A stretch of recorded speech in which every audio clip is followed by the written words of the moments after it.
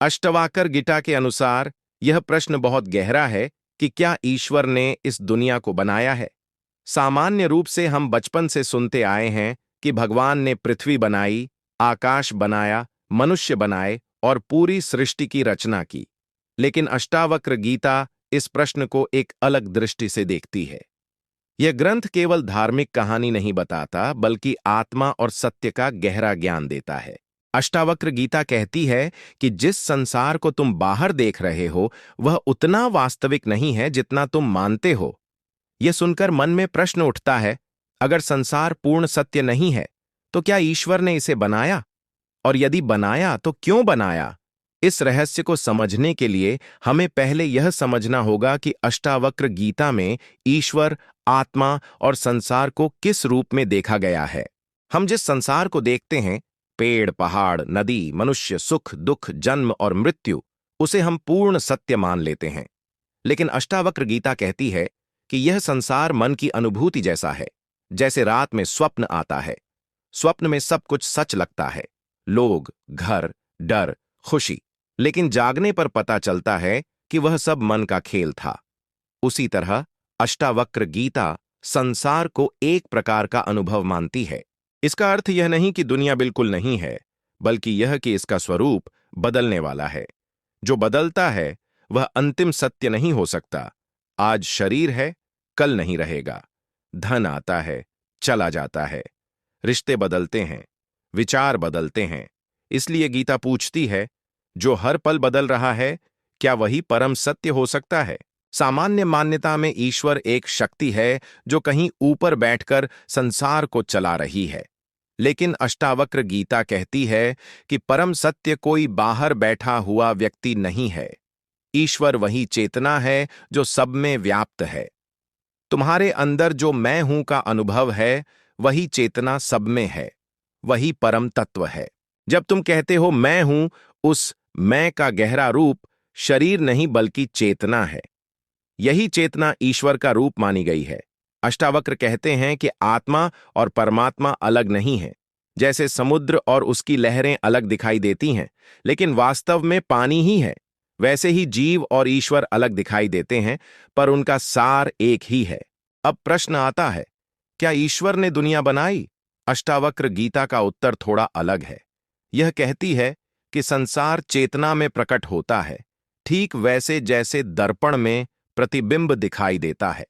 दर्पण किसी वस्तु को बनाता नहीं, केवल प्रतिबिंब दिखाता है। उसी प्रकार परम चेतना में संसार प्रकट होता है। इस दृष्टि से कहा जाए तो ईश्वर संसार का कारण है, लेकिन वह किसी कारीगर की तरह बैठकर दुनिया नहीं बनाता।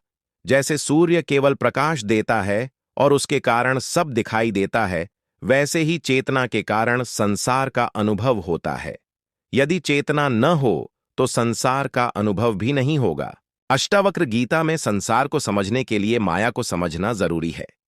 माया का अर्थ केवल जादू नहीं है। माया का अर्थ है जो जैसा है उसे वैसा न देखकर कुछ और समझ लेना। उदाहरण के लिए, अंधेरे में रस्सी को सांप समझ लेना। सांप वास्तव में नहीं था, लेकिन डर बिल्कुल सच लगा। उसी तरह हम शरीर को मैं मान लेते हैं, जबकि अष्टावक्र कहते हैं कि तुम शरीर नहीं, शुद्ध आत्मा हो। यहीं से भ्रम शुरू होता है। जब तक मनुष्य स्वयं को शरीर समझता है, तब तक संसार बहुत वास्तविक लगता है। लेकिन जब आत्मा का ज्ञान होता है, तब संसार की पकड़ ढीली होने लगती है। कॉन्शियसनेस के समान अष्टावक्र गीता आत्मा को शुद्ध चेतना मानती है। आत्मा न स्त्री है, न पुरुष। आत्मा न जन्म लेती है, न मरती है। आत्मा केवल साक्षी है, सब कुछ देखती है। शरीर बदलते रहते हैं, लेकिन देखने वाली चेतना वही रहती है। यदि आत्मा अमर है, तो फिर मृत्यु का डर किसे है? डर शरीर को है, आत्मा को कोई भय नहीं। इसीलिए अष्टावक्र कहते हैं कि जिसने अपने वास्तविक स्वरूप को जान लिया, वह संसार के दुखों से मुक्त हो जाता है। यह प्रश्न भी महत्वपूर्ण है। यदि संसार अंतिम सत्य नहीं, तो यह दिखता क्यों है? अष्टावक्र गीता कहती है कि अज्ञान के कारण जब मन शांत नहीं होता, तब व्यक्ति स्वयं को सीमित समझता है। मैं गरीब हूं, मैं दुखी हूं, मैं शरीर हूं, मैं पुरुष हूं, मैं स्त्री हूं। ये सब पहचाने मन की हैं, लेकिन जब ज्ञान आता है तब मनुष्य समझता है मैं शुद्ध चेतना हूं, और तब संसार का डर कम होने लगता है। अष्टावक्र गीता का सबसे बड़ा संदेश है, तुम ईश्वर से अलग नहीं हो। यह सुनना आसान है, समझना कठिन। हम हमेशा सोचते हैं कि भगवान कहीं मंदिर में है, आसमान में है, किसी मूर्ति में है। लेकिन अष्टावक्र कहते हैं, जिस चेतना से तुम सब अनुभव कर रहे हो वही परम सत्य है। इसका अर्थ यह नहीं कि पूजा गलत है, बल्कि यह कि पूजा का अंतिम उद्देश्य अपने भीतर के सत्य को जानना है। कई लोग कहते हैं कि गीता संसार को झूठा बताती है, लेकिन सही अर्थ यह है कि संसार अस्थाई है। जो हमेशा बदलता रहे वह स्थायी सत्य नहीं हो सकता। जैसे बादल आते हैं और चले जाते हैं, वैसे ही जीवन की घटनाएं बदलती रहती हैं, लेकिन आकाश वही रहता है। उसी तरह आत्मा स्थिर है, संसार बदलता रहता है। यदि ईश्वर है तो दुख क्यों है? अष्टावक्र गीता कहती है कि दुख का मूल कारण आसक्ति और अज्ञान है। जब मनुष्य बदलती चीजों को स्थायी मान लेता है तब दुख पैदा होता है। जिससे प्रेम है उसके जाने पर दुख होता है, धन चला जाए तो दुख होता है, सम्मान न मिले तो दुख होता है। लेकिन जिसने समझ लिया कि सब बदलने वाला है, वह भीतर से शांत होने लगता है।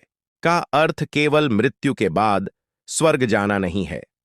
अष्टावक्र गीता के अनुसार मुक्ति का अर्थ है जीते जी अपने वास्तविक स्वरूप को पहचान लेना।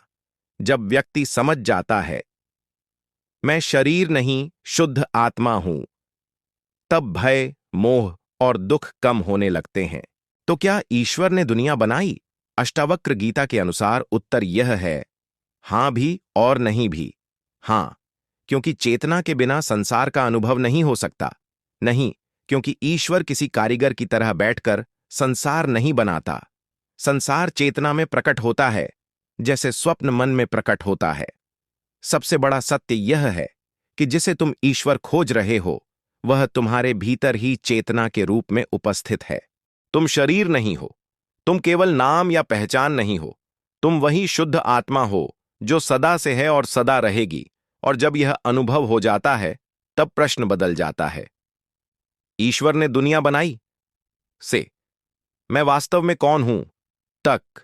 यही अष्टावक्र गीता का सबसे गहरा संदेश है।